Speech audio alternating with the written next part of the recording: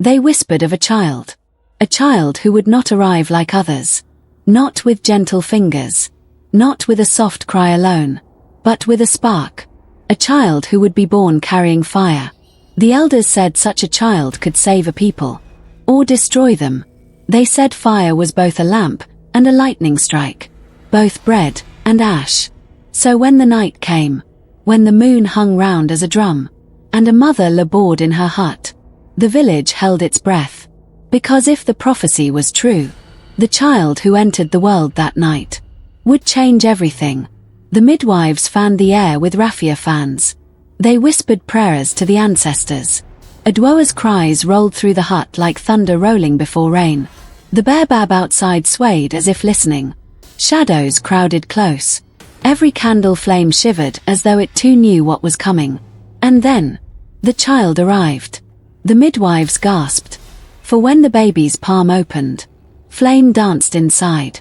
Not heat that burned flesh, not fire that destroyed, but fire that sat in his hand as though it had lived there since the beginning. One midwife screamed, "The prophecy!" Another dropped her calabash. A third fell to her knees, whispering, "Spirits preserve us."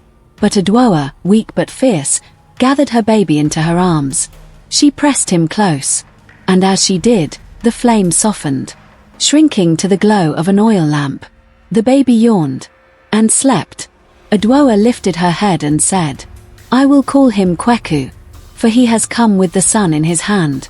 But outside, whispers spread faster than smoke. Some said, "Blessing." Others said, "Curse." And both names clung to him from that night forward. Kweku grew, and the flame grew with him. When he laughed, sparks leapt. When he cried, smoke curled. When he slept, his palm glowed like an ember under ash. Children teased him, "Fire hand," "Cursed one." Mothers pulled their sons away. Fathers muttered that grass roofs and boys with sparks were a dangerous marriage. The elders watched, always watched, because one day, they said, the prophecy would demand its answer. But Adwoa loved him fiercely. She gave him rules. When anger rises, breathe before you open your hand.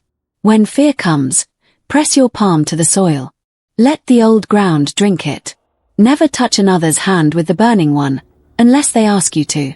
Kweku practiced. He counted breaths. He cooled his palm against clay pots. He whispered to the earth. But he was a child. And children stumble. One afternoon, 2 boys cornered him near the goat pen. "Show us your fire." They jeered. "Burn this rope." "Do it." Kweku shook his head. "No." They shoved him. Fear clenched his fist. A spark leapt. The rope snapped. Goats scattered, bleating through the market. People shouted. Men chased. And when the chaos ended, all eyes turned to Kweku. "He brings trouble," they cried. "He is dangerous." The elders met. Voices split. "Banish him," some shouted. "Teach him," others begged. In the end, his mother's plea saved him. But suspicion had teeth, and it bit deeper with every accident. Years passed. He grew taller, stronger, but fear shadowed him like a twin.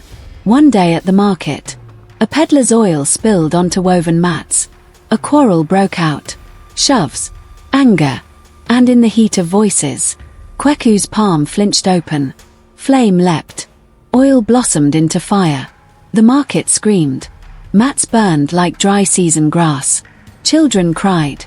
Men and women fought with water and mud to smother it.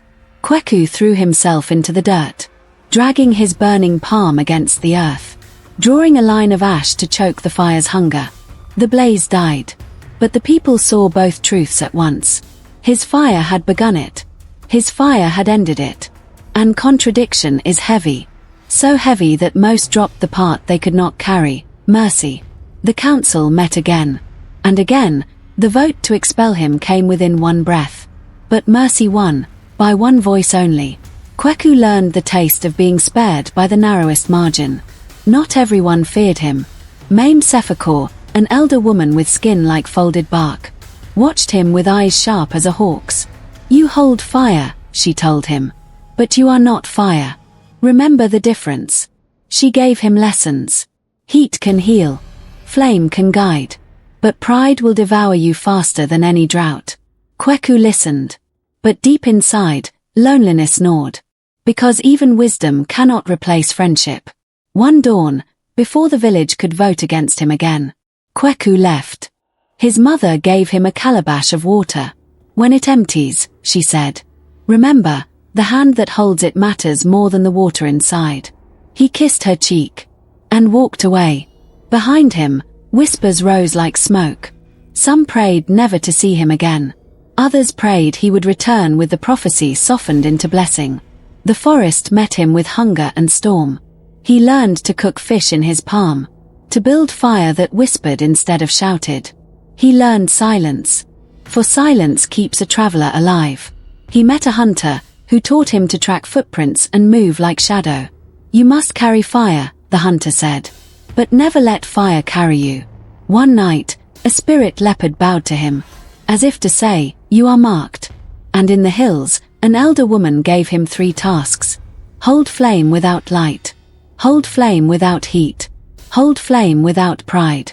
Each task broke him. Each task remade him. At last, he dreamed of 2 futures. The BAOBAB burning in one. The BAOBAB glowing in another. He woke sweating, knowing the prophecy waited at home. And the drought had arrived. The land cracked. The river's ribs showed. Children cried at night for water. The village bent under hunger.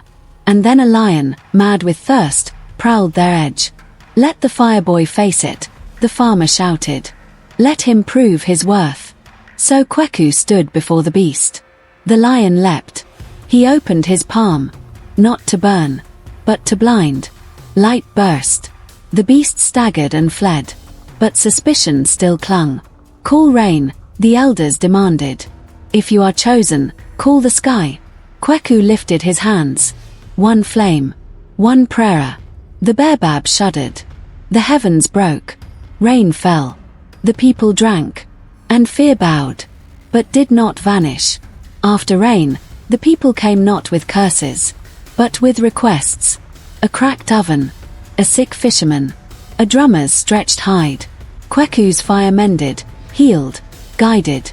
Slowly, fire became service. Even the farmer came, head bowed. My fear wore a voice, he said. And I let it speak for me. Forgive me. The elders asked, what does fire require of a people? Kweku placed a coal in a bowl. Fire is a mirror, he said. It becomes what the heart commands. So the people learned new ways. Palms to the earth before anger. 3 breaths before lighting a flame. Sharing coals before sharing words. Fire, once curse, became covenant. When he came of age, they tested him. A thorn bush was set aflame. The fire ran laughing through dry grass. Kweku knelt, pressed his palm to earth, drew a cool circle. The blaze struck the boundary, found no food, and died. The young warrior who once mocked him bowed. Teach me, he said. And Kweku answered, we will teach each other. Seasons turned. The river sang again. Travelers came with empty gourds, left with coals and wisdom. At weddings, couples pressed palms to soil. At funerals, lamps burned low to honor mistakes that became teachers. Children grew knowing. Fire was not curse, not blessing, but choice. And Kweku never stopped learning. He led like a lamp, low, steady, guiding feet in the dark. The fire we carry, anger, talent, calling, pain, can consume, or it can guide. Wisdom is choosing how to hold it, and who to hold it with. Say it again. The fire we carry can consume, or it can guide. Wisdom is choosing how to hold it, and who to hold it with. If Kweku's journey lit a lamp in your spirit, don't let it burn alone. Tap light to keep the flame alive. Share it with someone who needs to hear that power can be patient. And subscribe to the story BAOBAB. Because the ancestors left us many fires. Not to burn us, but to light our way. Stay close. New stories arrive with the next moon. And when they do, we will breathe together and begin.